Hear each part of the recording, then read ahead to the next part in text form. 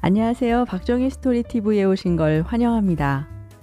비대면 비접촉의 일상화로 각 가정에서의 냉장이나 냉동식품류 온라인 구매가 늘어나면서 버려지는 아이스팩 발생량이 급증하고 있는데요.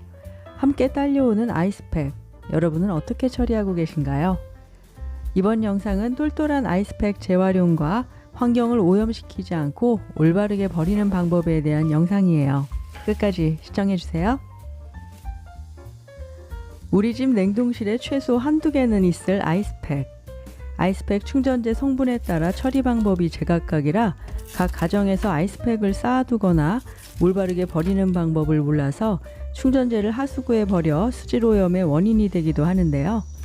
아이스팩이 골칫거리가 된 건 미세 플라스틱의 일종인 고흡수성 폴리머 냉매가 환경에 아주 치명적이기 때문이에요. 자연 분해되는 데만 500년이 넘게 걸린다고 하네요. 먼저 아이스팩은 크게 종이 포장으로 되어 있는 것과 비닐로 된 두 가지로 볼 수 있는데요. 종이로 포장된 것이 100% 종이와 물로만 채워져 있어 친환경이라고 생각하고 종이로 분리수거하는 분들이 의외로 많은데, 안에 채워진 물은 하수구에 버리면 되지만 종이팩은 종이가 아닌 종량제 봉투에 버리셔야 해요. 종이로 분리하라고 써 있는데 라고 의아해하실 수도 있는데, 잘라서 안을 보시면 플라스틱의 일종인 폴리에틸렌이 종이에 얇게 덧붙여져 있는 걸 알 수 있고, 환경부에서도 재활용이 어렵다는 판단하에 업체에서 기재했던 종이로의 분리배출 문구를 삭제하도록 조치를 했다고 하네요.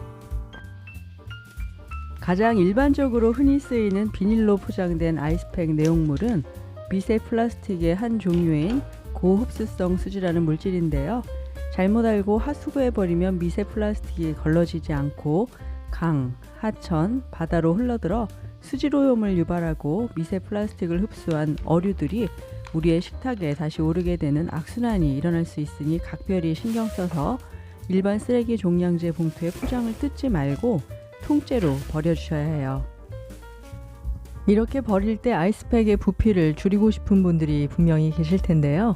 아이스팩의 입구를 잘라 내용물을 햇볕에 바짝 말려주면 수분은 증발하고 가루 형태의 내용물만 남게 되는데, 이렇게 부피를 줄여 종량제 봉투에 넣어버리면 번거롭긴 하지만 부피를 줄일 수 있어요.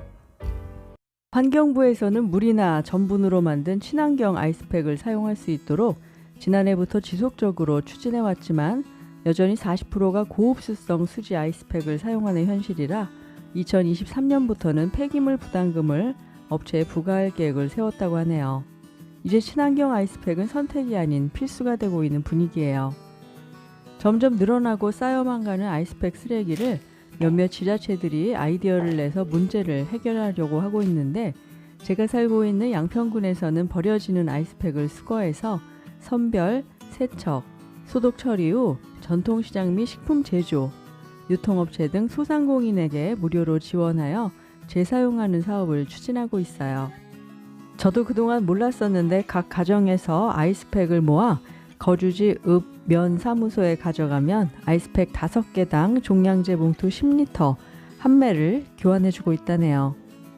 아이스팩 전용 수거함을 운영하고 있는 지자체도 꽤 많다고 하는데, 집 근처 수거함이 어디에 있는지 알고 싶다면 환경부 내 손 안에 분리배출 앱에서 정보를 얻는 것도 좋아요. 전용 수거함이 전국에 모두 설치되어 있는 것은 아니고, 설치되어 있는 곳 중에 광역 지자체별로 전용 수거함이 있는 곳의 위치를 엑셀 파일로 정리되어 있으니 쉽게 찾아보실 수 있어요.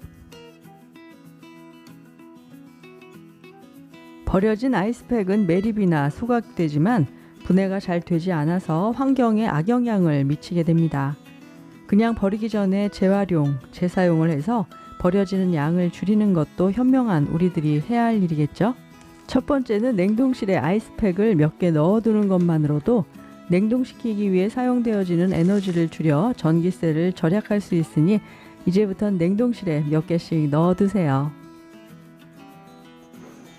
두 번째는 아이스팩을 얼려서 냉찜질을 하거나 전자레인지로 약 1분 40초에서 2분 정도 돌려서 온찜질을 해주면 아주 좋아요. 저는 배 아플 때나 허리 아플 때 온찜질을 자주 하는데 아주 만족스럽게 사용하고 있어요. 온찜질은 혈관을 이완시켜 혈액순환을 촉진해주는 효과가 있어 염증과 통증을 완화시킬 수 있다고 하니 통증 있는 부위에 한번 사용해보세요. 온찜질을 자주 하다 보니 이렇게 전용 주머니를 만들어 놓고 편하고 깔끔하게 사용하고 있어요. 세 번째는 고흡수성 수지를 이용해서 모기가 싫어하는 유칼립투스나 레몬그라스 아로마 오일을 섞어 막바지 여름 모기 퇴치제를 만들어 볼게요. 그냥 빈 병이나 컵에 부어 사용해도 되지만 이왕이면 예쁜 게 좋으니 색을 입혀 냉동 딸기 주스처럼 만들어 볼게요. 먼저 고흡수성 수지를 담을 용기에 3분의 1 정도 담을 만큼 덜어내고 여기에 좋아하는 색을 섞어줘요. 저는 빨강색으로 섞어줬어요. 잘 섞어졌으면 컵에 담아 대충 펼쳐주고 그 다음 조금 연한 핑크로 만들기 위해 흰색을 약간 섞어줬어요. 이렇게 흰색을 섞어준 3분의 1 양을 또 컵에 부어주고 이제 맨 위에 올라갈 부분은 완전 흰색으로 만들어 올려주려고요. 이렇게 맨 위에 흰 부분을 올려주고 나무젓가락으로 자연스럽게 색이 부분 섞이도록 밑으로 살짝 밀어줬어요. 조금 더 자연스럽죠? 여기에 모기들이 싫어한다는 레몬그라스 오일 뿌려주고 진짜 주스인 것처럼 밑에 받침도 깔고 종이빨대도 끼우고 허브잎처럼 보이게 조화잎을 잘라 올렸어요. 고흡수성 수지는 냄새와 수분을 흡수하는 성질로 내용물을 용기에 담아 옷장이나 화장실에 두면 표면에 많은 구멍이 물과 냄새를 잘 흡수해 탈취제 효과가 있다고 해요. 이번에는 화장실에 둘 탈취제를 만들어 볼게요. 방식은 앞서 보여드린 것과 같이 색상을 그라데이션 시키고 컬러를 섞을 때 아예 아로마 오일도 함께 넣어봤어요. 이번에는 좀 더 내추럴한 느낌을 주려고 병 안에 조화 나뭇잎을 넣어봤어요. 초록잎이 들어가니 뭔가 더 상큼한 느낌이라 아주 마음에 드네요. 집에 산적꽂이가 있어 디퓨저처럼 꽂아봤어요.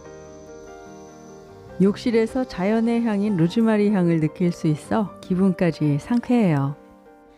냉동실에 넣어두는 것만으로도 전기세를 조금이나마 절약하고 찜질팩으로도 활용하고 또 이렇게 간단한 방법으로 내가 좋아하는 향을 넣어 탈취제로 또는 모기 퇴치제로도 사용할 수 있으니 이제 아이스팩 그냥 버리지 말고 재활용해보면 어떨까요? 우리 모두 환경을 위한 아주 작은 실천부터 함께 해나가길 바랍니다. 오늘도 소소한 행복을 느끼며 알찬 내일을 준비합니다. 이상 박정희 스토리TV의 박정희였습니다. 아직 구독 안 하신 분들은 빨간색 구독 버튼을 꾹 눌러주세요. 구독은 무료입니다. 시청해주셔서 감사합니다.